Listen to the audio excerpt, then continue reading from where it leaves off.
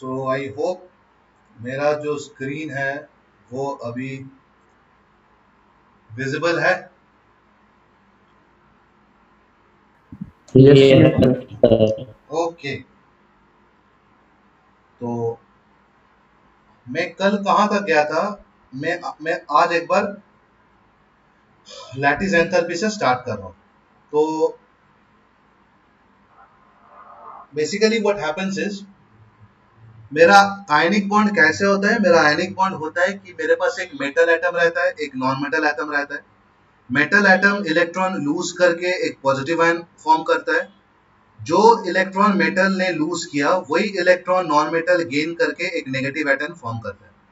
उसके बाद ये जो पॉजिटिव एटम है, ये जो पॉजिटिव आयन होगा और ये जो नेगेटिव आयन हुआ, मतलब ये जो मेटल आयन और ये जो नॉन मेटल आयन हुआ, this come close together by an electrostatic force of attraction and they form a particular compound. What happens is, जब भी कोई कायनिक कंपाउंड फॉर्म होता है, they are formed basically in solid structure. वो solid form में तैयार होता है।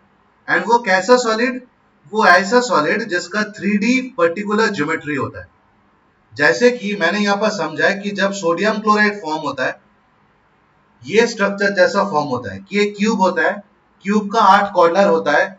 आठों कॉर्नर में ऑल्टरनेटिंग वे में सोडियम आयन क्लोरीन आयन रहता है। ये जो आठों कॉर्नर, क्यूब का जो 8 कॉर्नर है जहां पर मेरा sodium ion and chlorine ion घुस रहा है, ये 8 कॉर्नर को बोलता है लैटिस साइट्स और लैटिस पोजीशन। ठीक है। एंड ये जो मेरा स्ट्रक्चर है, क्यूब स्ट्रक्चर है, ये मेरा एक डेफिनेट ज्योमेट्रिकल स्ट्रक्चर है। तो इसको बोला जाता है लैटिस स्ट्रक्चर और 3D क्रिस्टल स्ट्रक्चर। अब सवाल की बात है कि अच्छा, उसके बाद ये जो है this is basically the rock salt structure. अब नेक्स्ट इज ये बॉन्ड फॉर्म कैसे होता है। ये बॉन्ड फॉर्म होने के पहले मेरे को थोड़ा देखना है कि जब ये बॉन्ड फॉर्म होता है तो क्या क्या टाइप्स ऑफ एनर्जी इन्वॉल्व रहता है। तो पहला जो टाइप ऑफ एनर्जी इन्वॉल्व रहता है वो है मेटल से जब एक इलेक्ट्रॉन लूज करके मेटल आयन फॉर्म करेगा। तो मेटल से जब एक इलेक्ट्रॉन लूज करके मेटल आयन फॉर्म करता है, वहां पर जो एनर्जी एक्सचेंज होता है, बेसिकली जो एनर्जी हम लोग सप्लाई करते हैं, that is called ionisation enthalpy. Next is non metal से नॉन मेटल एक इलेक्ट्रॉन गेन करके नेगेटिव आयन बनाता है। यहाँ पर जो एनर्जी एक्सचेंज होता है, आइदर सप्लाई होता है या रिलीज होता है, उसको बोला जाता है इलेक्ट्रॉन गेन एफिनिटी। मैं कल ये भी बोला था कि ये जो आयनाइजेशन एंथैल्पी जो प्रोसेस है, दिस इज ऑलवेज एंडोथर्मिक। और ये जो इलेक्ट्रॉन गेन एफिनिटी जो प्रोसेस है, दिस कैन बी एंडोथर्मिक और एक्सोथर्मिक। अब लैटिस एंथैल्पी क्या होता है, ये दोनों प्रोसेस एक साथ होता है। Sodium ion plus plus chlorine ion एक साथ आएगा, तो सोडियम से सोडियम आयन फॉर्मेशन, यहाँ पर आयनाइजेशन एंथैल्पी है। क्लोरीन से क्लोरीन आयन फॉर्मेशन, यहाँ पर इलेक्ट्रॉन गेन एंथैल्पी है। तो जब मैं sodium ion and chlorine ion को एक साथ ला रहा हूं, ये दो जो एनर्जीज है, ये भी आपस में they are added to each other. अब हमेशा प्लस नहीं होता है, बिकॉज कभी कभी इलेक्ट्रॉन गेन एंथैल्पी का वैल्यू माइनस भी हो जाता है, कभी कभी इलेक्ट्रॉन गेन एंथैल्पी का वैल्यू प्लस भी रहता है। तो I have taken an example कि लेट अस अज्यूम सोडियम के से सोडियम आयन करने के टाइम मेरे को प्लस 100 जूल एनर्जी चाहिए, मतलब मैं 100 जूल एनर्जी दे रहा हूं।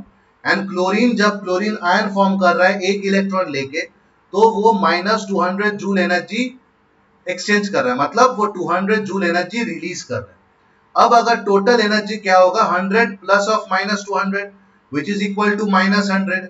तो मैं यहाँ पर देखा हूं कि मेरा जो टोटल एनर्जी होगा ये क्रिस्टल फॉर्मेशन में, that is equal to minus 100 joule. अब ये माइनस 100 मतलब एनर्जी निकल रहा है। ये माइनस 100 का क्या सिग्निफिकेंस है, इसका मतलब इज जब मेरा सोडियम क्लोराइड क्रिस्टल फॉर्म करता है, तो क्रिस्टल को स्टेबिलाईज करने के लिए इतना अमाउंट ऑफ एनर्जी लूज करना जरूरी होता है। बिकॉज थर्मोडायनामिक्स के मुताबिक किसी भी चीज को अगर स्टेबल होना है, it should go to a state of lower energy. For example, जब हम लोग को भूख लगता है, पेट में बहुत दर्द होता है, तब हम लोग बहुत ही हाई एनर्जी में रहता है, यहाँ घूमते हैं, वहां बैठता है, मम्मी खाने दो, पापा खाने दो, चलो कुछ खा के आता है, वगैरह वगैरह वगैरह। जब हम लोग खा लेते हैं उसके बाद हम लोग और बाहर घूमने जाने का नाम नहीं लेते, बिकॉज हम लोग का एनर्जी कम गया, हम लोग का और एनर्जी का रिक्वायरमेंट नहीं है, तो हम लोग शांत हो जाता है। मतलब जब हम लोग स्टेबल होता है हम लोग शांत हो जाता है, शांत मतलब लोअर एनर्जी। तो अकॉर्डिंग टू थर्मोडायनामिक्स, जब भी कोई सिस्टम स्टेबल होता है it should go in a state of lower energy. तो स्टेट ऑफ लोअर एनर्जी जाने के लिए एनर्जी रिलीज करना जरूरी होता है। इसलिए जब कोई भी क्रिस्टल फॉर्म होता है वो एक particular amount of energy release करता है। That amount of energy released when a crystal is formed is called the lattice enthalpy. अब सेम अमाउंट ऑफ एनर्जी में अगर वही क्रिस्टल को अप्लाई करूं तो वो क्रिस्टल वो अमाउंट ऑफ एनर्जी एब्जॉर्ब करके अपना कॉन्स्टिट्यूएंट जो आयंस है उस पर डिवाइड हो जाएगा। इसलिए मैं यहां पर लिखा हूं कि sodium ion plus chlorine ion ये दोनों मिलके जो जब क्रिस्टल्स बना रहा है it loses some amount of energy, it is called lattice enthalpy. यही अमाउंट ऑफ एनर्जी जब मैं सेम सोडियम क्लोराइड क्रिस्टल को अप्लाई कर रहा हूं तो क्या होता है, सोडियम क्लोराइड क्रिस्टल ये अमाउंट ऑफ एनर्जी एब्जॉर्ब करके sodium ion and chlorine ion form कर दे रहा है। तो this is called lattice enthalpy. अभी और डाउट है Anshika? No, sir. Okay, so if I can define lattice energy, how will I define lattice energy? लिख लो lattice energy, और you can also write enthalpy because हर जगह enthalpy चल रहा है। तो lattice enthalpy of an ionic solid is defined as the energy required to completely separate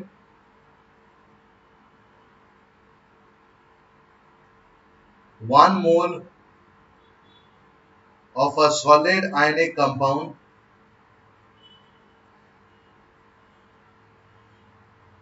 into gaseous constituent ions।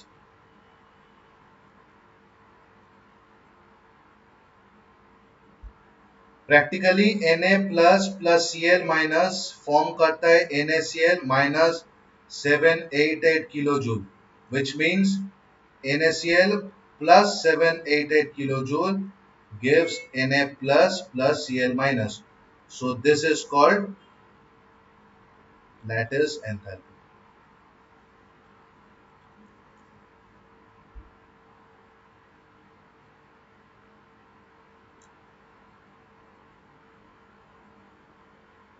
Clear है?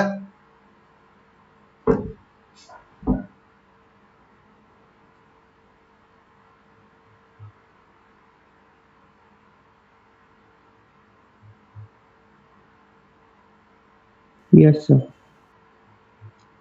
सबको clear है?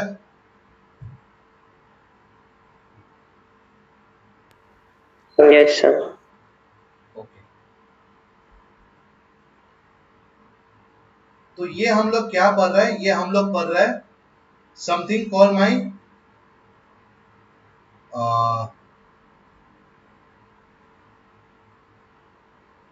Bond parameters. और नहीं, ये बॉन्ड पैरामीटर्स नहीं है, these are some of the things which are needed in order to, जैसे में ऑक्टेट रूल का जो माइनस पॉइंट्स था ना, ये तो ये वो चीज सॉल्व करने के लिए ये सब का नॉलेज जरूरी होता है। इसके बाद will directly come to a section जिसको बोला जाएगा बॉन्ड पैरामीटर।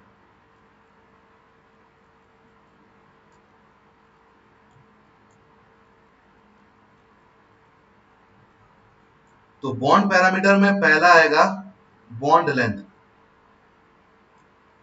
एक बार सब कोई चैट में लिखो बॉन्ड लेंथ बोल के तुम लोग क्या समझते हो, लिख लो चैट में सब कोई।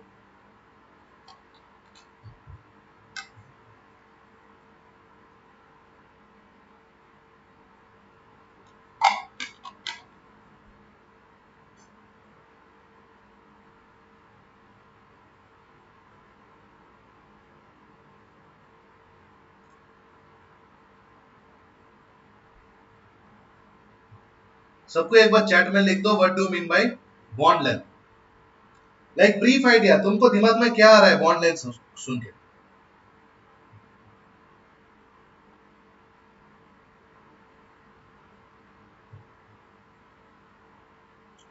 Okay, the distance between the nucleus of two atom. Okay, Anshika, I got you. Next.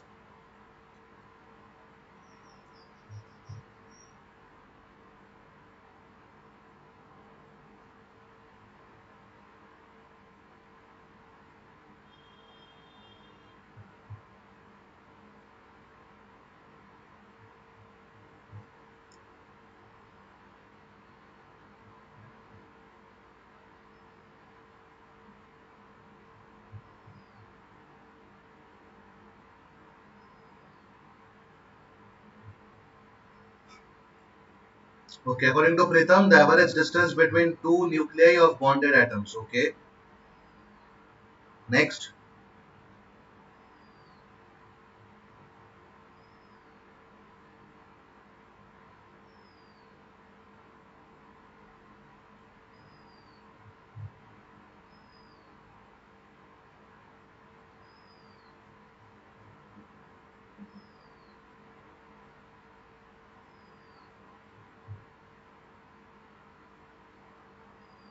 Satya, distance between nucleus of atoms in a molecule. Okay, जल्दी लिखो, जल्दी टाइप करो.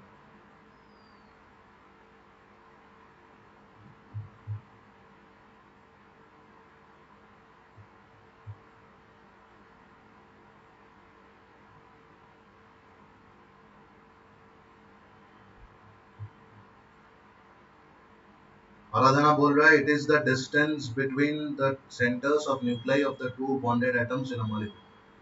Barsa बोल रहा है, distance between the centers of covalent bond. हाँ, Barsa has directly hidden the main center. Okay. Anyone else?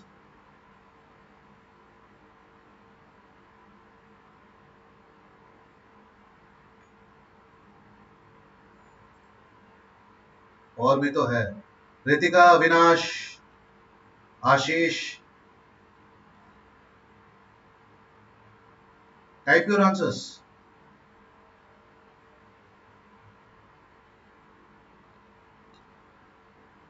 जल्दी type your answers.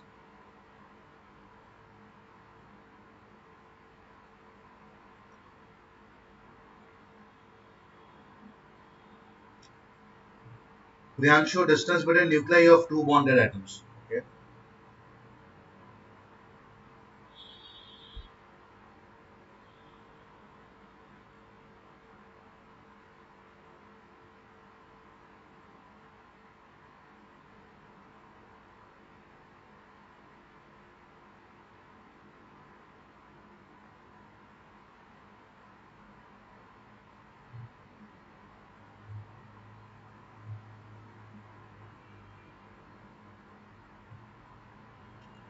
The length of the bond as formed by sharing of electrons in a covalent bond, that is called bond length. सबको एक लगभग ठीक ही बोल रहे हो. Okay, ठीक. Only Ritika is left.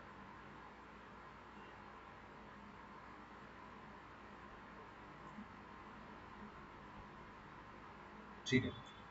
तो what is bond length? अब मैं definition लिख रहा हूँ. Bond length, it can be defined as, लिखो मेरे साथ, it can be defined as the equilibrium distance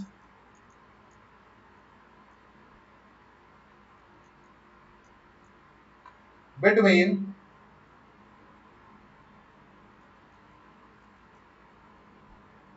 the nuclei of two bonded atoms in a molecule. मतलब एक मॉलिक्यूल फॉर्म हो जाने के बाद वहां पर जो एटम्स है वो आपस में बॉन्डेड कंडीशन में है, बॉन्ड बना है. तो बॉन्डेड एटम्स के बीच का जो बीच में जो न्यूक्लियस है वो दोनों न्यूक्लियस का जो डिस्टेंस होता है that is called bond length. अब क्या मैं कुछ भी डिस्टेंस लूं? नहीं, मैं लूंगा equilibrium distance. Now what is equilibrium distance? ये बॉन्ड जब फॉर्म होता है, एक बॉन्ड जब फॉर्म होता है तो कैसा कैसा कभी नहीं होता है कि एक सोडियम आयन एक क्लोरीन आयन आया कि एक दूसरे के पास आया और टच कर गया एंड रुक गया. नहीं, हमेशा एक अट्रैक्शन रिपल्शन होती ही रहता है. Ultimately after some particular period of time they settle down. And उसके बाद उन लोगों के अंदर और कोई भी हलचल नहीं होता है। जब ये दोनों इंडिविजुअल कायंस अपने अपने जगह सेटल डाउन होके बॉन्ड फॉर्म कर लेता है, उसके बाद दोनों न्यूक्लियस के बीच का जो डिस्टेंस है that is called equilibrium distance. अब ये मेजर कैसे करता है? ये मेजर करने के लिए बहुत तरह का टेक्निक्स होता है। उसको बोलते हैं spectroscopic diffraction, X ray diffraction and electron diffraction, जो हम लोग क्लास 12 में पढ़ेंगे। तो ये सारे चीज उसी के लिए वैसे ही मेजर किया जाता है। अब सवाल इस बॉन्ड लेंथ क्या सारे एटम्स के लिए, सारे मॉलिक्यूल्स के लिए सेम होगा? नहीं। जो मॉलिक्यूल्स कायनिक बॉन्ड से बना हुआ है उसके लिए अलग होगा, जो मॉलिक्यूल्स कोवेलेंट बॉन्ड से बना हुआ है उसके लिए अलग होगा। हम लोग बेसिकली बॉन्ड लेंथ बोला जाता है ये डायग्राम के मुताबिक। मैं डायग्राम ड्रॉ कर रहा हूं।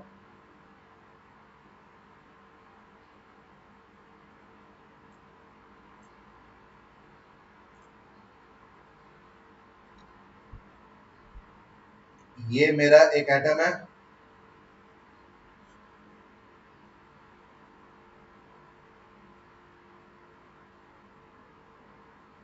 ये मेरा और एक एटम है। This is the radius of this atom, this is radius of atom A, radius of atom B. ये न्यूक्लियस से ये न्यूक्लियस का ये जो डिस्टेंस है this is called bond length. R is equal to R A plus R B, इसको बोला जाता है बॉन्ड लेंथ। अब ये जो बॉन्ड लेंथ है this is different in different molecules, right? तो this is mainly, this is most common for ionic molecules, this is most common for ionic molecules. But what will happen in case of covalent molecule? Because हम लोग जानते हैं covalent molecule में कैसा boundary में touch तो नहीं करता है, बिकॉज इलेक्ट्रॉन शेयर होता है। अगर मैं कोई भी एक कोवलेंट कंपाउंड ड्रॉ करूं, फॉर एग्जांपल ऑक्सीजन, ऑक्सीजन क्या है, 1 2 3 4 5 6, 1 2 3 4 5 6। तो यहां पर मैं जो डायग्राम ड्रॉ करता हूं, यहां पर ये जो पोर्शन है ये दोनों के लिए ओवरलैप करता है, ये जो पोर्शन है ये दोनों के लिए ओवरलैप करता है। तो इसके इस केस में ये वाला टेक्निक काम नहीं करने वाला है।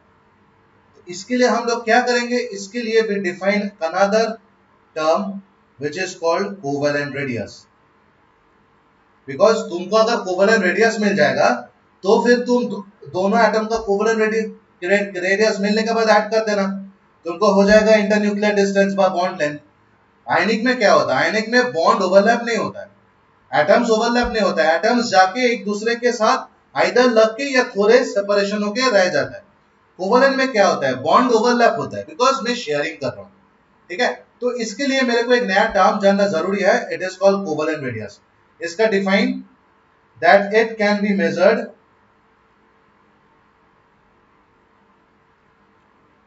approximately as the radius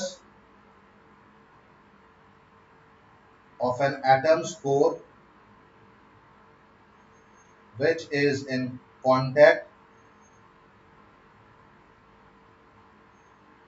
with the core of an adjacent atom in bonded situation।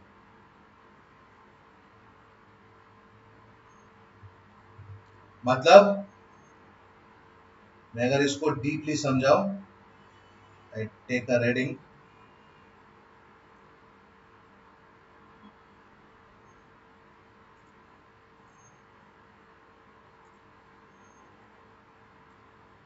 And ये मेरा सेंटर है, ये मेरा सेंटर है, ये जो डिस्टेंस आता है ये डिस्टेंस को बोला जाता है कोवेलेंट रेडियस। अगर समझ पा रहे हो तो एक चीज है, ये जो कोवेलेंट रेडियस है this is much much less than this radius, because यहां पर पहले केस में क्या होता है, दोनों एटम एक दूसरे के साथ टच में है। इसमें इसमें क्या होता है, दोनों एटम एक दूसरे के अंदर बहुत एक्सटेंड तक घुस गए। तो it is called basically overlapping, ठीक है। और ये जो ओवरऑल साइज होता है,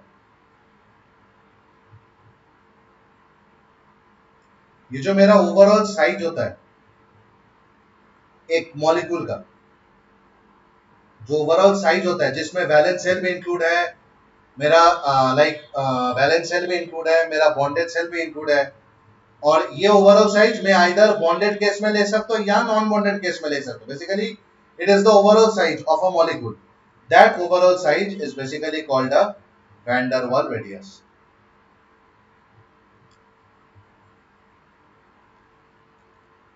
That overall size is basically called a van der Waal radius. Sir बोलो। वो डेफिनेशन में जो लिखा है एटम इन बॉन्डेड, उसके बाद क्या लिखा है? सिचुएशन,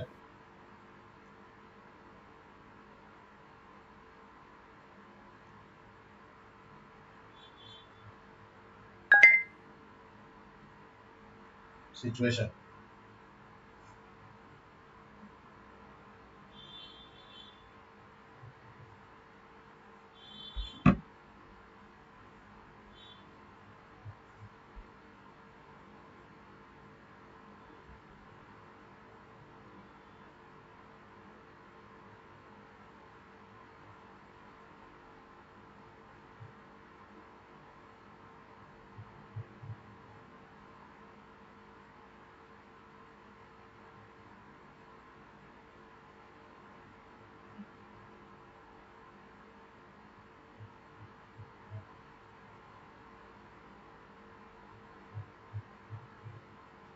ठीक है।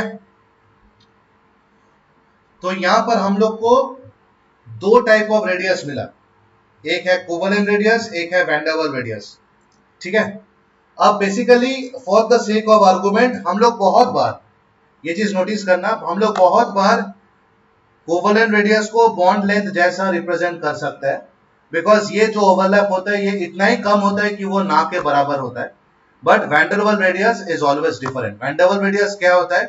वैन डर वाल रेडियस होता है कि दोनों एटम एक साथ जुड़ जाने के बाद ओवरऑल जो डिस्टेंस होता है, that is called the van der Waal radius, ठीक है।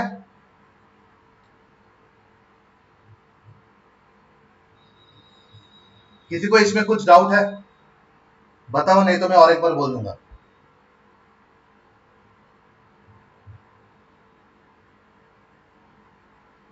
किसी को इसमें कुछ भी डाउट है, यू कैन आस्क मी और text me in the chat box, मैं और एक बार रिपीट करूंगा। No sir.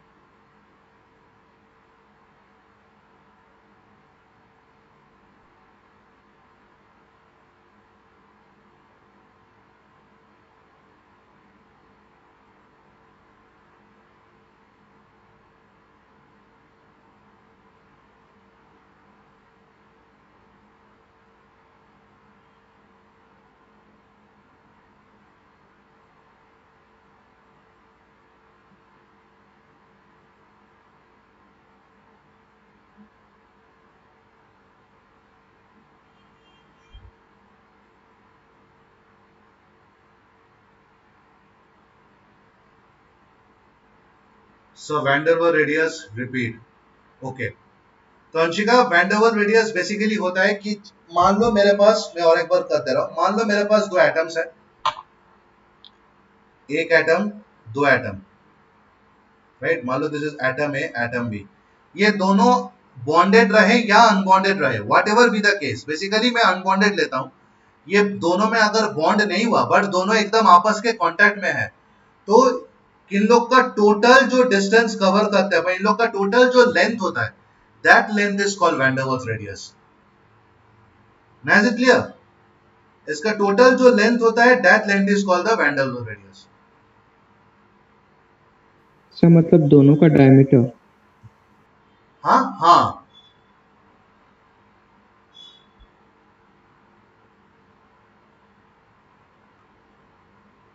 Anshika, now is it clear? Yes sir. पक्का? हाँ sir. So next we come to another bond parameter which is called bond angle. Next we come to another bond parameter which is called bond angle. So what do you mean by bond angle? Bond angle is सीधी भाषा में दो bond के बीच जो angle है उसको bond angle बोला जाता है। अब तुम पूछोगे कि सर ये बॉन्ड कहां से आया, वो बात के बात है। पहले बात इस बहुत सारे ऑर्बिटल मॉलिक्यूल्स जब फॉर्म होता है उसका ऑर्बिटल्स में एक एंगल फॉर्म होता है, ये जो एंगल फॉर्म होता है इसको बोला जाता है bond angle.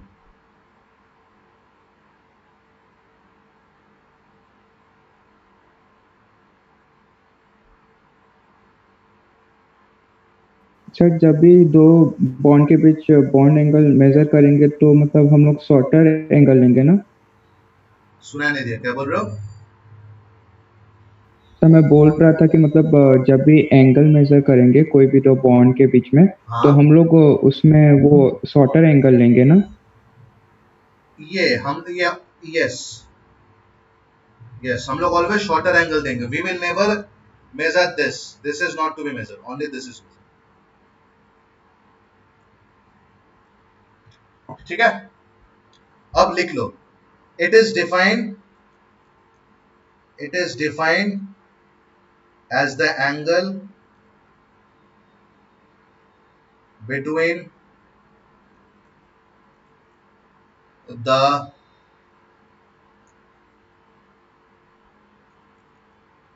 orbitals containing bonding electron pairs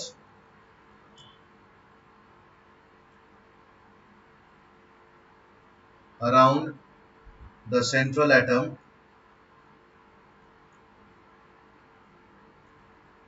in a molecule or complex ion।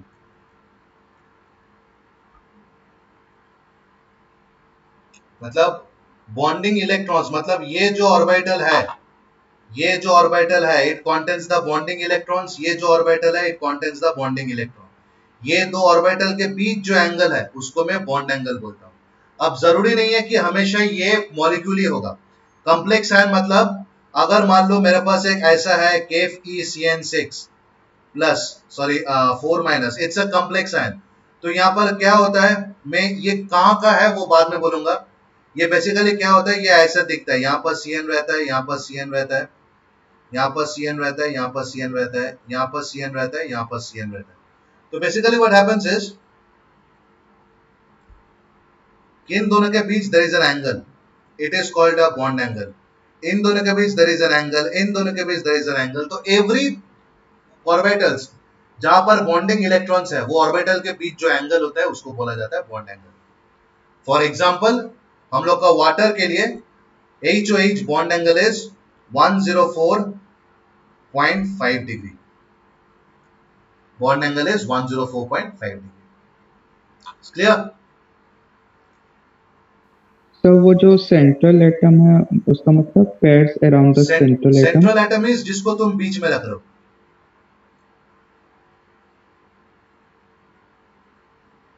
For example अगर तुम CCl4 ड्रॉ कर रहे हो तो तुम कार्बन को बीच में रखोगे, राइट? फिर ये Cl, ये Cl, ये Cl, ये Cl, CCl4। तो ये जो एंगल होता है it is called a bond angle.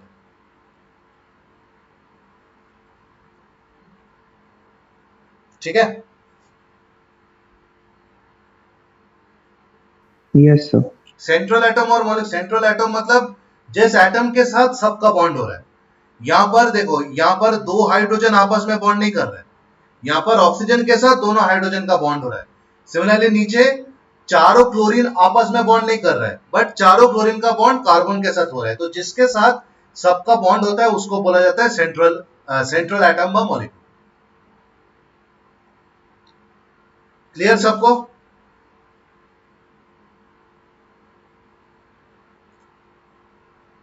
Ritika, Avinash, Anshika, Aradhana, Ashish, Varsha, Pritam, Satya, yes sir. Priyanshu, clear? Yes, Yes, sir, clear. yes, sir. Next we come to bond enthalpy. Next we come to bond enthalpy. Bond enthalpy और lattice enthalpy में फर्क क्या है? Lattice enthalpy में मैं एक crystal, एक आयनिक solid से उसको कॉरेस्पॉन्डिंग आयन में ब्रेक कर रहा हूं। Whereas बॉन्ड एंथैल्पी इज तुम्हारा जो बॉन्ड्स है, बॉन्ड्स को ब्रेक करने के लिए तुमको कितने एनर्जी देना चाहिए। लॉजिक पूरा सेम, सिर्फ मजे का बात क्या है, lattice enthalpy is for a kinetic compound, bond enthalpy is for a covalent compound. तो लिख लो बॉन्ड एंथैल्पी। अच्छा, इसका भी कॉन्सेप्ट क्या है कि जब भी कोई कोवलेंट बॉन्डिंग होता है, मान लो सपोज क्या बोलूं, ऑक्सीजन, मान लो ऑक्सीजन का ये वाला बॉन्डिंग हुआ, जब भी ये कोवलेंट बॉन्डिंग होता है it loses some amount of energy. क्यों? बिकॉज मैं बोला कोई भी चीज को अगर स्टेबल होना है it should go down to a system of lower energy.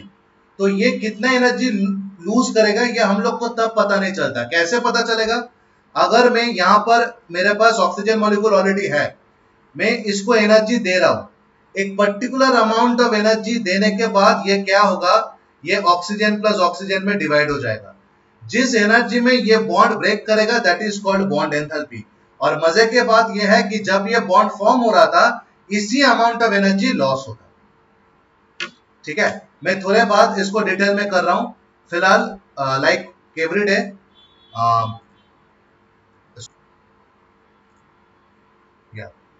हाँ, तो मैं क्या बोल रहा था कि मान लो मेरे पास ऑक्सीजन मॉलिक्यूल का मैं बॉन्डिंग कर रहा हूं, तो it is a covalent bonding.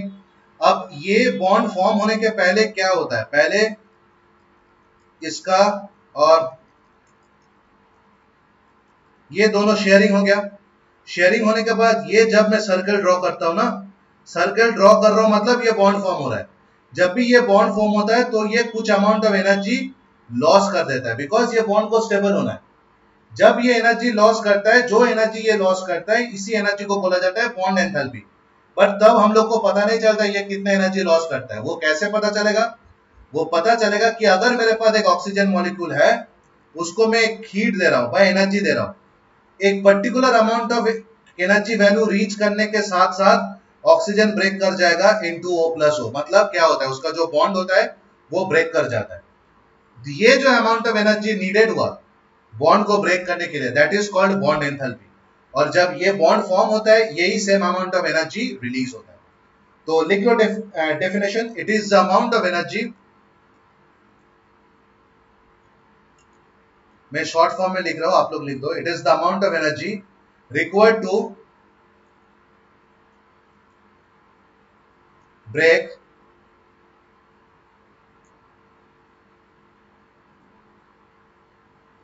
one mole of bonds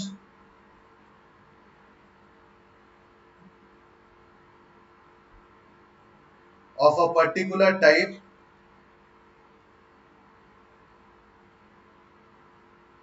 between two atoms in a gaseous state of a particular type। मतलब अगर कोवलेंट है तो कोवलेंट बॉन्ड ब्रेक करने का कोवलेंट बॉन्ड का अलग एंथैल्पी रहेगा, अगर आयनिक है तो आयनिक बॉन्ड का अलग एंथैल्पी रहेगा। ठीक है, this also is applicable for, अगर डबल बॉन्ड है तो डबल बॉन्ड का भी दो हिस्सा होता है, मैं आऊंगा थोड़ा देर बाद। डबल बॉन्ड का भी दो हिस्सा होता है, एक है सिग्मा एक है पाई। सिग्मा बॉन्ड ब्रेक करने के लिए अलग एंथैल्पी लगता है, पाई बॉन्ड ब्रेक करने के लिए अलग एंथैल्पी लगता है, इसलिए डेफिनेशन में बोला है पर्टिकुलर टाइप। तो फॉर एग्जांपल मेरा जो हाइड्रोजन है गैसियस में है, इसको मैं ब्रेक कर रहा हूं H gaseous plus H gaseous, ये डिनोट किया जाता है delta A H minus, this is bond enthalpy, इसका value is 435.8 kilo joule mole inverse. मतलब इट इज बेसिकली दिया ना 1 मोल ऑफ बॉन्ड्स, मतलब यहाँ पर जो भी हीट में मेजर कर रहा हूं दैट शुड बी पर मोल। तो सीधी भाषा में हाइड्रोजन मॉलिक्यूल को हाइड्रोजन एटम में ब्रेक करने के लिए मेरे को 435.8 किलो जूल हीट देना होगा पर मोल ऑफ हाइड्रोजन को। तो जितना ज्यादा भरेगा, माने जितना ज्यादा मोल में ले रहा हूं उसके साथ मोल को मल्टीप्लाई कर दो, तो टोटल अमाउंट ऑफ एनर्जी जो जरूरत है ब्रेक करने के लिए वो निकल जाए। समझ में आया? सर डेल्टा एच माइनस क्यों? वो माइनस का रीजन अभी समझ नहीं पाओगे, वो जब थर्मोडायनामिक्स करेंगे तब क्लियर हो जाएगा। माइनस मतलब होता है तुम्हारा स्टैंडर्ड स्टेट, वो माइनस नहीं है, वो माइनस के ऊपर एक सर्कल है, that is a symbol for standard state. फिलहाल तुम लोग के लेवल में स्टैंडर्ड स्टेट मतलब ये सारे चीज मेजर किया गया है, ये सारे चीज मेजर किया गया है at standard temperature and pressure.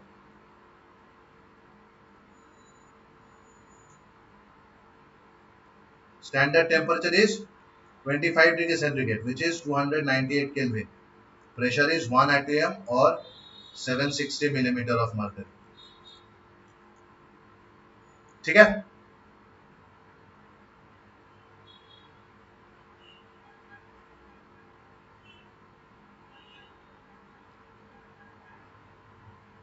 ठीक है? हेलो? Yes sir.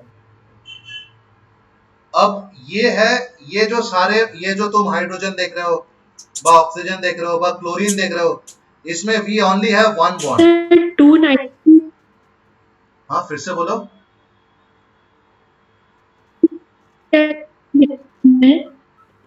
सुनाई नहीं दे रहा है बॉस, तुम और एक बार बोलोगे?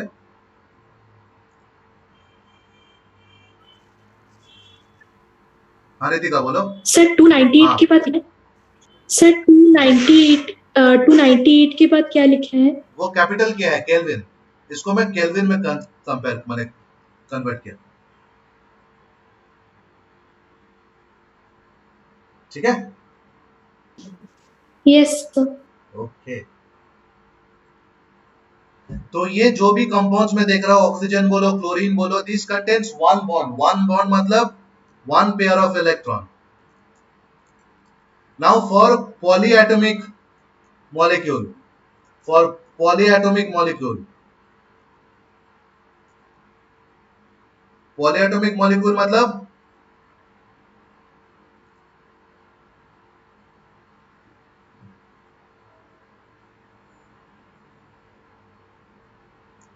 जहां पर like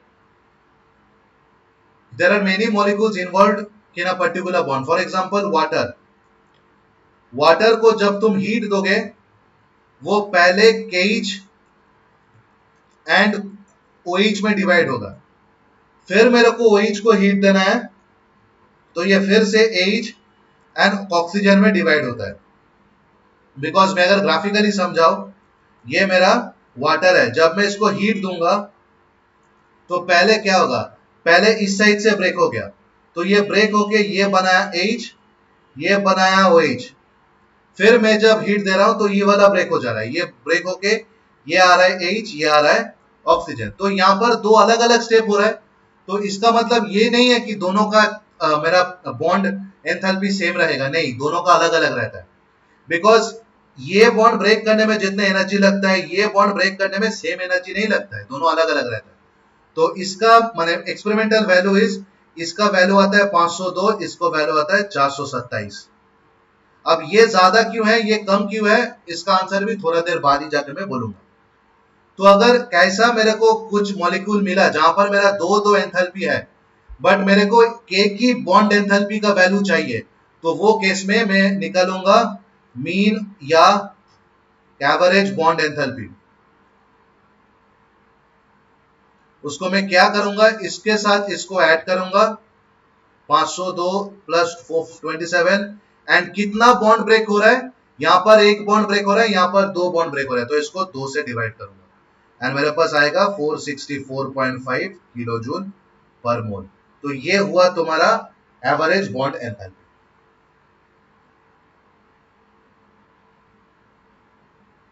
समझ में आया सबको? Yes sir. रितिका, मैं स्क्रॉल डाउन करूं या स्क्रॉल अप करूं? तुमको ऊपर देखना है ना नीचे देखना है?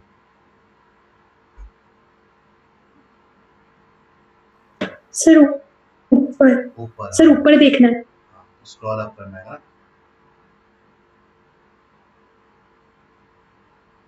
कहां से देखना है बोलो? Sir polyatomic molecule. By the way, तुम लोग लिख रहे हो लिखो, बट तुम लोग को वीडियो भी मिल जाता है ना, तो वीडियो से तो पॉज करके लिख ही सकते हो, हाँ कि ना? Right?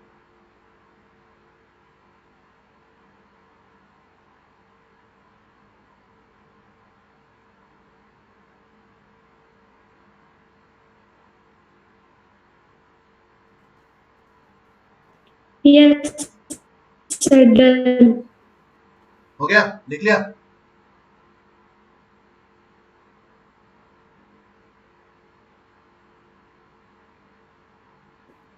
Yes. Okay.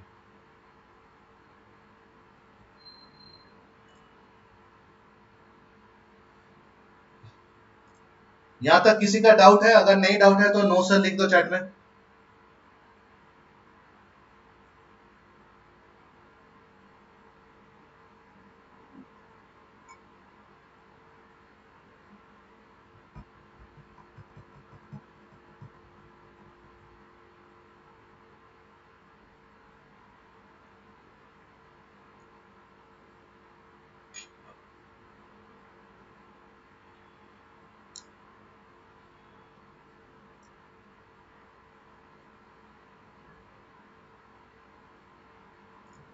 Okay. Next thing that we need to learn is bond order.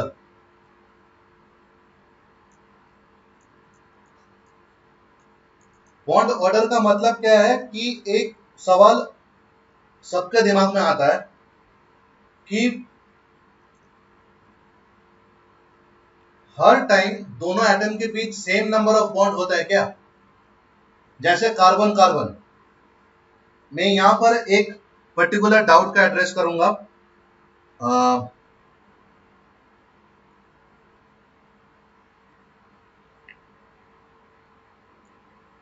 Ritika, आपका डाउट था अब C2H4 एंड C2H6 डाउट है, तो मैं ये दोनों स्ट्रक्चर अभी ड्रॉ करके एक चीज समझाऊंगा सबको, एक बार देखो। Yes sir. हाँ, तो मैं अगर C2H6 करूं, ठीक है, तो ये कैसे ड्रॉ करना है, इसका सबसे आसान तरीका है इसको इक्वल हाफ में डिवाइड कर दो। तो इसको अगर तुम इक्वल हाफ में डिवाइड कर रहे हो, तुम्हारे पास CH3 और CH3 आ रहा है, दो कार्बन है तो एक एक ले लो, 6 हाइड्रोजन है तो 3 3 ले लो। अब कार्बन का 4 वैलेंसीज है, उसमें 3 is fulfilled by hydrogen for 1 carbon. मैं एक कार्बन का बात कर रहा हूं, एक कार्बन का 4 इलेक्ट्रॉन्स है, उसमें 3 शेयर कर रहा है हाइड्रोजन, तो बाकी जो एक बाकी है वो शेयर करेगा विद कार्बन। सिमिलरली ये कार्बन का भी सेम कहानी है, 4 वैलेंसीज है, वो 3 शेयर कर रहा है हाइड्रोजन, तो इसका जो केक होगा वो शेयर करेगा कार्बन। तो ये एक इलेक्ट्रॉन, ये एक इलेक्ट्रॉन, मतलब 2 इलेक्ट्रॉन टोटल बॉन्डिंग में यूज हो रहा है, मतलब यहां पर सिंगल बॉन्ड हुआ। मैं ड्रॉ कर लेता हूं।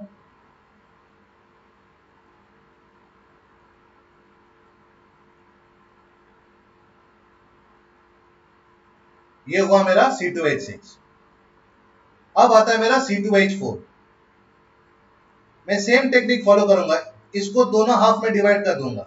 2 कार्बन है तो दोनों को एक एक दे दो, 4 हाइड्रोजन है तो यहां पर 2, यहां पर 2। यहां पर कार्बन का बैलेंस कितना है? 4। 4 में से 2 बैलेंस फुलफिल कर रहा है हाइड्रोजन, बाकी 2 बाकी है। ये वाला कार्बन का भी 4 में से 2 फुलफिल कर रहा है हाइड्रोजन, बाकी 2 बाकी है। तो इसका 2 इलेक्ट्रॉन, इसका 2 इलेक्ट्रॉन मिलके हो गया 4 इलेक्ट्रॉन्स। 4 इलेक्ट्रॉन मतलब 2 बॉन्डिंग, मतलब ये कंपाउंड में 2 कार्बन के बीच डबल बॉन्ड होगा।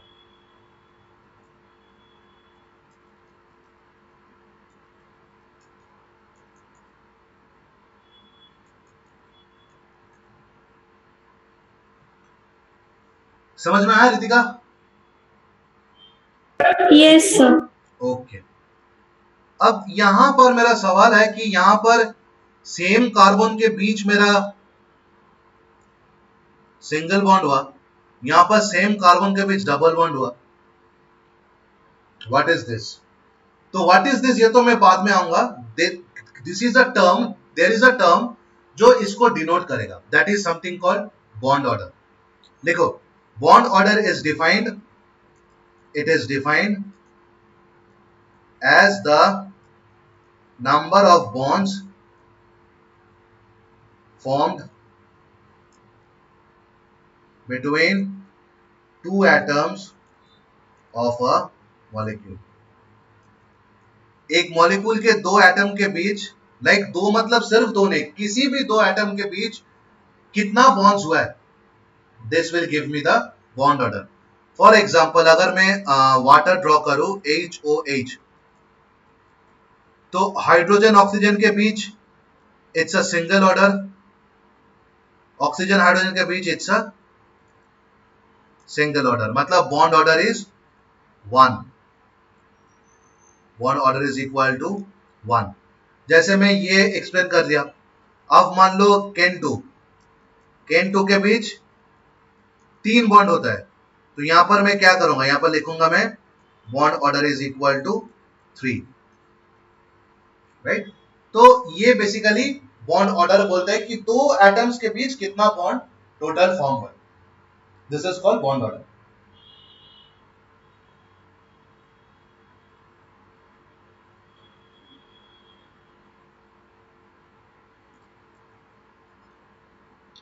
देयर इज अ थिंग जो कि ऑब्जर्व किया गया था, isoelectronic molecules and ions have identical bond orders। मतलब जो दो मॉलिक्यूल्स आइसो इलेक्ट्रॉनिक है, मतलब सेम नंबर ऑफ इलेक्ट्रॉन्स रह रहा है, या अगर कोई आयन है, या दो मॉलिक्यूल्स है, वन मॉलिक्यूल एक ion, whatever be the case, if they are isoelectronic in nature, they will have the same bond order. अब तुम अगर अभी बोलोगे कि सर आप एग्जांपल देके दिखाओ, तो मेरा आंसर होगा सॉरी, बिकॉज इतने अर्ली स्टेज में मैं अभी बॉन्ड ऑर्डर यहां तो दिखा नहीं पाऊंगा, दिखा पाऊंगा तुम लोग नहीं समझोगे, तो थोड़ा पेशेंस रखो, 2-3 क्लास, उसके बाद मैं एक बहुत अच्छा कॉन्सेप्ट में आऊंगा जिसको बोला जाता है मॉलिक्यूलर ऑर्बिटल थ्योरी। वहां पर मैं दिखाऊंगा कैसे बॉन्ड ऑर्डर फॉर्म होता है। फिलहाल यहां तक क्लियर है?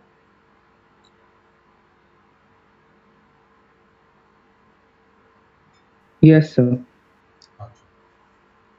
इसका नेक्स्ट जो पोर्शन है, मैं उसका हेडिंग ड्रॉ कर रहा हूं, तुम लोग बताना चैट में किसको किसको वो चीज दोबारा समझना है।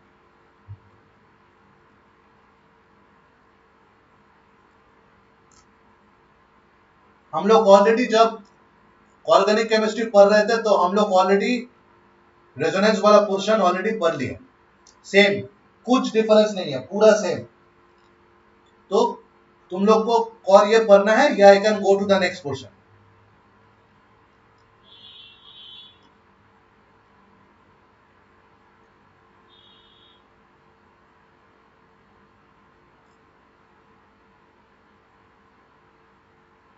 जिसको जिसको इसको और एक बार पढ़ना है चैट में लिख दो यस सर, और अगर नहीं पढ़ना है, समझ में है, याद है, तो बोलो सर नेक्स्ट क्वेश्चन जल्दी। मैं ये सर मांगा हूं रितिका? अच्छा चलो कोई नहीं, नेक्स्ट क्वेश्चन समझ गए।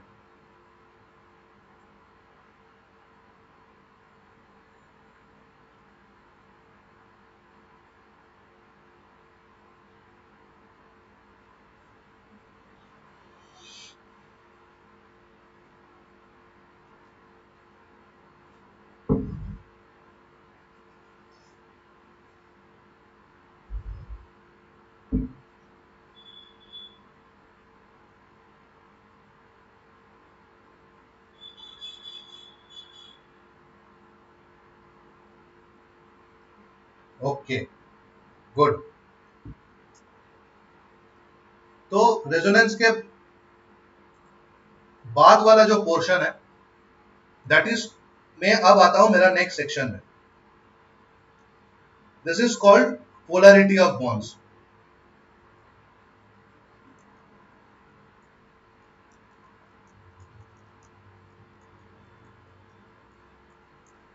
Now, what is polarity? Polarity can be defined as the generation of charge centers in case of a covalent bond. In case of a ionic bond, we know that ionic bond form होता है by the formation of a positive ion and the formation of a negative ion. तो ionic bond जब भी form होता है, मेरे पास already एक positive ion एक नेगेटिव आयन है जो इलेक्ट्रोस्टैटिक एट्रैक्टिव फोर्स में आके एक बॉन्ड बनाता है। तो that is very crystal clear. But in case of covalent bond, जहां पर इलेक्ट्रॉन शेयरिंग हो रहा है, वहां पर हम लोग के पास कोई भी ऐसा ऑप्शन नहीं है कि वहां पर मेरा चार्ज सेंटर हो। तो एक फिनोमिनन है जिसके लिए कोवलेंट बॉन्डिंग में भी आयनिक कैरेक्टर जैसा बिहेवियर आ जाता है। आयनिक कैरेक्टर में जैसे प्लस माइनस होता है, कोवलेंट बॉन्डिंग में भी वैसे प्लस माइनस हो जाता है। और एक चीज हम लोग को याद रखना होगा कि 100% आयनिक और 100% कोवलेंट इज नॉट पॉसिबल। जो आयनिक बॉन्ड है उसमें कुछ कोवलेंट नेचर रहता है एंड जो कोवलेंट बॉन्ड है उसमें कुछ कुछ आयनिक नेचर रहता है। तो कोवलेंट बॉन्ड में आयनिक नेचर को बोला जाता है पोलैरिटी। ये पोलैरिटी का जनरेशन क्यों होता है? Due to electronegativity difference. ये ऑलरेडी मैं आप लोग को कराया था जब मैं ऑर्गेनिक केमिस्ट्री में इंडक्शन समझा रहा था, plus I effect minus I effect. मैं यहां और एक बार रिपीट कर रहा हूं। तो इलेक्ट्रोनेगेटिविटी डिफरेंस जब भी आता है तब भी मेरा ये पोलैरिटी का जनरेशन होता है।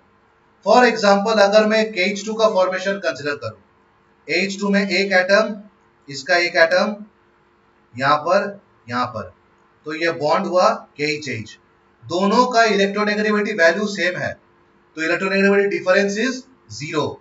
तो this is a non polar molecule. whereas if I talk of HCl, इसका एक, क्लोरीन का 7, तो ये हुआ इसका 8, इसका 2, तो मेरा बॉन्ड हुआ HCl। यहां पर हाइड्रोजन एंड क्लोरीन के बीच इलेक्ट्रोनेगेटिविटी डिफरेंस बहुत ज्यादा है, तो this can be said to be a polar molecule. Whenever we have a polar molecule, मेरे साथ और एक कॉन्सेप्ट आता है जिसको बोला जाता है डाइपोल मोमेंट। इसका डिफाइन क्या है? It can be defined as the product of the magnitude of this charge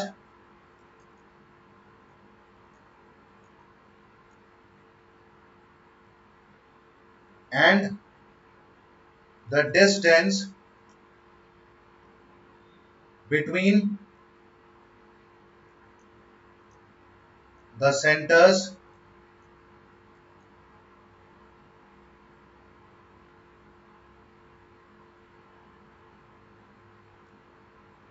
of positive and negative charge.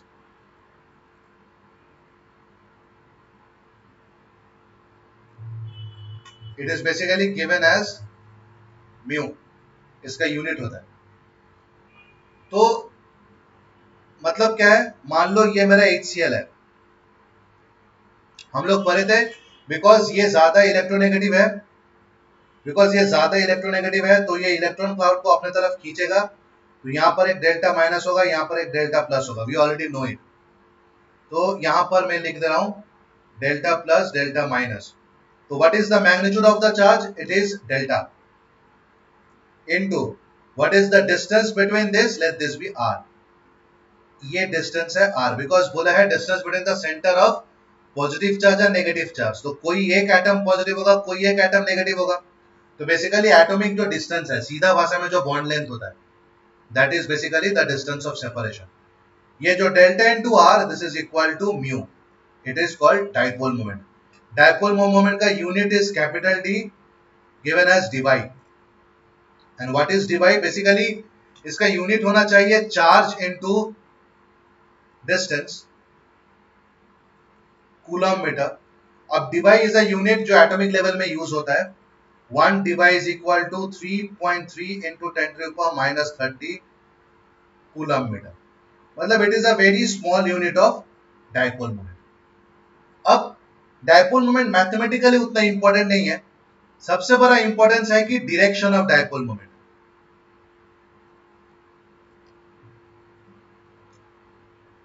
याद रखना पड़ेगा, it is always directed from electropositive to electronegative.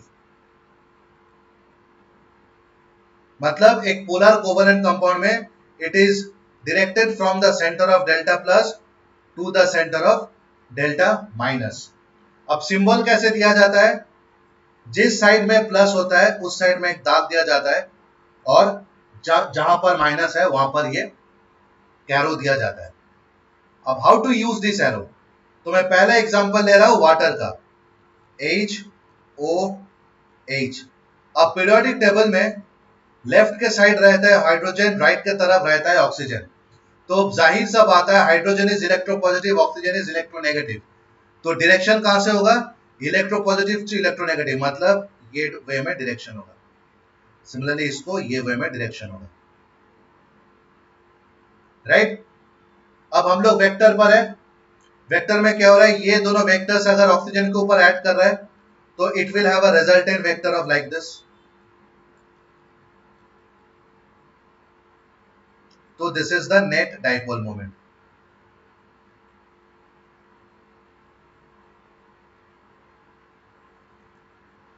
अब बोलो यहां तक क्या डाउट है?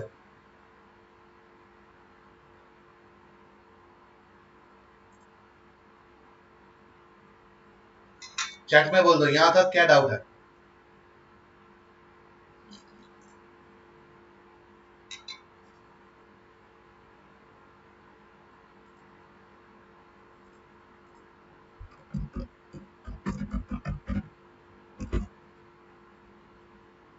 Satya please repeat dipole moment. Okay.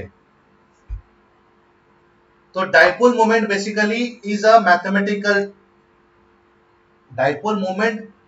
अब देखो तुम अगर डाइपोल मोमेंट में डिटेल जाओगे तो dipole moment is basically a mathematics जहां पर चार्ज इनटू डिस्टेंस हम लोग कैलकुलेट करते हैं.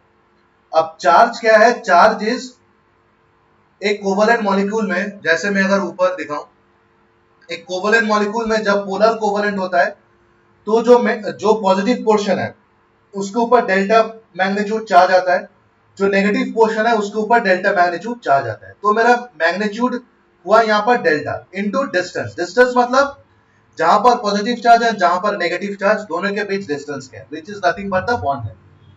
तो यहां पर मैं लिखा हूं delta into r, because delta मेरा मैग्नीट्यूड है, मैं प्लस माइनस नहीं ले रहा हूं, तो it is my magnitude into r. ये जो मैथमेटिक्स है इसको बोला जाता है डाइपोल मोमेंट. ये लिखा जाता है बाई म्यू एंड इसका यूनिट इज डीवाई. अब तुम अगर डीपली जाना चाहते हो डाइपोल मोमेंट में तो basically this is a type of moment of inertia and this is basically a equation of torque, जहां पर फोर्स इनटू परपेंडिकुलर डिस्टेंस के साथ इसको मैं रिलेट कर सकता हूं. Moment is basically the motion of any device or any physical entity about its independent axis. Now what is independent axis? Independent axis वो axis होता है जिसके रेस्पेक्ट में तुम बॉडी को विदाउट एनी डिस्टर्बेंस घुमा सकते हो. ये बहुत डीप कंसेप्ट है, ये फिलहाल तो इतना आसानी से क्लियर नहीं होगा. तो इसलिए मैं बोला डाइपोल मोमेंट सिर्फ इतना ही याद रखना कि it is the product of the magnitude of the charge and the distance between the centre of positive and negative charge. इसका unit is Debye. Basically unit होना चाहिए चार्ज इनटू डिस्टेंस, क्योंकि हो रहा है तो कूलम इनटू मीटर. सॉरी मैं यहां पर एक गलत कर दिया, बट बिकॉज ये हम लोग कैटोमिक लेवल में बात कर रहे हैं तो ये जो मीटर होगा, जो डिस्टेंस होगा, that will be very less, nanometer के जाता है. एंड जो चार्ज होगा ये भी very less, because very small amount of charge, delta हम लोग कंसिडर कर रहे हैं। तो बेसिकली उस केस में मैं यूज करता हूँ unit Debye. Debye is 3.3 into 10⁻³ coulomb metre. अब डाइपोल मोमेंट, बिकॉज एक पॉजिटिव से एक नेगेटिव चार्ज के बीच एक इंटरेक्शन हो रहा है, तो this is suppose to be a vector. अब किसी भी वेक्टर का डायरेक्शन होता है, वो डायरेक्शन हम लोग को कैसे पता चलेगा? डायरेक्शन पता चलेगा from by remember is link concept कि डाइपोल मोमेंट ऑलवेज जो पॉजिटिव है उससे शुरू होके जो नेगेटिव है उसके तरफ पॉइंट करता है। मतलब a dipole moment is always directed from the electropositive to the electronegative element. मतलब in case of hydrogen and chlorine, hydrogen is the electropositive because उसके ऊपर डेल्टा प्लस आया है, chlorine is the electronegative because उसके ऊपर delta minus आया है। तो हाइड्रोजन से क्लोरीन मेरा जो डाइपोल मोमेंट है दिस विल बी डायरेक्टेड। तो यहां पर क्या है, यहां पर ये जो मैं लेफ्ट हैंड में जो स्ट्रक्चर ड्रॉ किया हूं ऑफ वाटर, वाटर के लिए क्या होगा, ऑक्सीजन मेरा इलेक्ट्रोनेगेटिव है, तो हाइड्रोजन से ऑक्सीजन की तरफ आएगा, फ्रॉम ऊपर नीचे से भी ऑक्सीजन की तरफ जाएगा। तो ये जो दो वेक्टर्स है, this vectors is going to have some resultant, maths में पढ़े हो। ये जो रिजल्टेंट वेक्टर मैं राइट हैंड डायग्राम में दिखाया हूं, that is the net dipole moment. Clear है सत्या? Yes sir, clear. बाकी सर किसी ये को, जो थ्री हाँ बोलो लाइन्स है, बोलो बोलो बोलो। सर वो जो 3 लाइन्स है, हाँ, that is equivalent, this is equivalent, it is similar to और इक्विवेलेंट।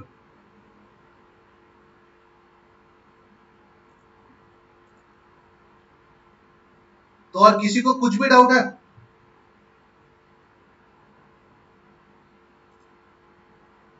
कृतिका, कुछ डाउट है इस यहां तक? No sir. अच्छा अविनाश? नो सर, बस वो मतलब आप बोले कि थोड़ा डीप कॉन्सेप्ट लाइक ये डाइपोल मूवमेंट का मतलब सिग्निफिकेंस क्या होता है, वही पूछ रहा था। अच्छा, सिग्निफिकेंस हम लोग नेक्स्ट क्लास में पढ़ लेंगे ना, नो डाउट, माने उसमें कुछ टेंशन नहीं है, ठीक है? Okay significance sir. Next class में होगा। अच्छा उसके बाद Anshika? No doubt sir. Okay Aradhana?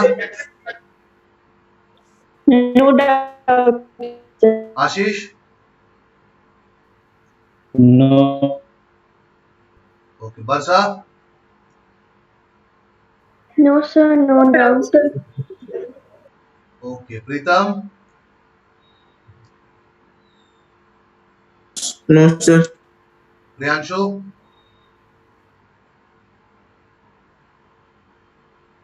No sir. Satya clear हुआ? Clear sir. क्लास मजा आ रहा है सबको? आई नो बहुत डीप है, बहुत बोरिंग है, बट मैं जितना भी कोशिश कर रहा हूँ मजा आ रहा है, समझ पा रहे हो सब कोई? Yes sir. सिर्फ तुम अकेला ये सर बोल रहा अविनाश, बस मतलब बाकी यस सबको सर। बोरिंग लग रहा है, दो मतलब बाकी समझ आ सबको रहे हो बोरिंग लग सर? रहा है। सर समझ आ रहा है। ओके ठीक है। Yes sir. तो यस सर।